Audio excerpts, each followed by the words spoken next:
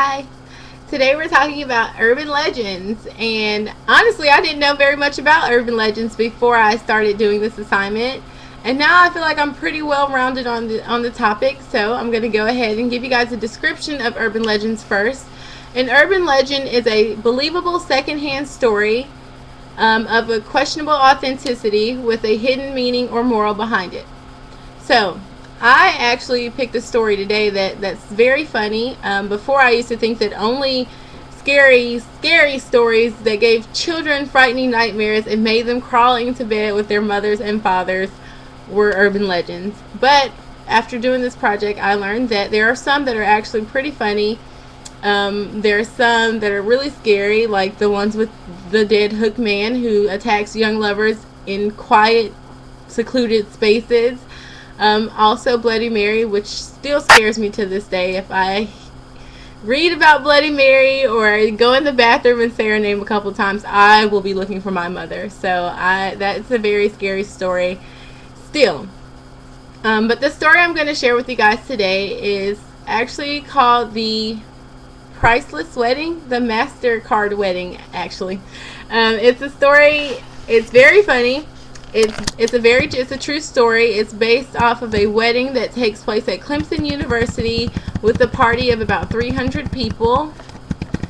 So here's my urban legend for the day. I hope that you guys enjoy it.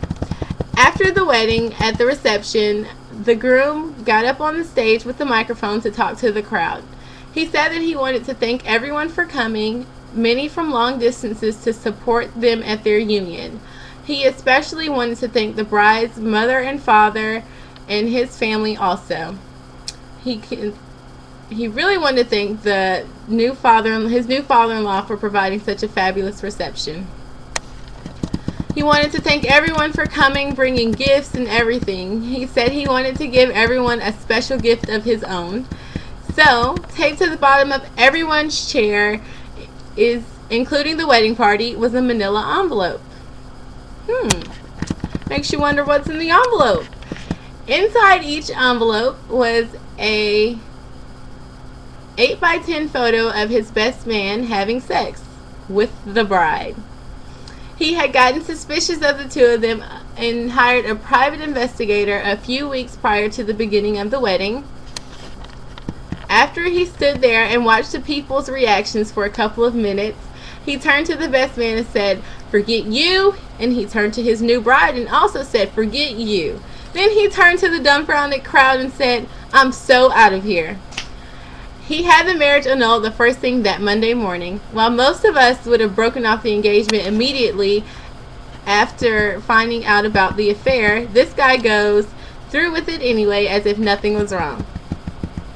His revenge, making the bride's family pay over $32,000 for 300 guests for a wedding and reception, letting everyone know exactly what did happen, and best of all, trashing the bride's and groom's reputations in front of all of their friends and their entire families. This guy was pretty upset. So I would like to say the moral behind this story is watch what you do to people and watch who's watching you, because you never know. I look forward to hearing all of you guys' urban legends. Hopefully they're not too scary and I'm not looking for a parent to crawl into bed with. Anyway, it was a pleasure giving you this story. I hope you enjoyed it. You guys have a good day.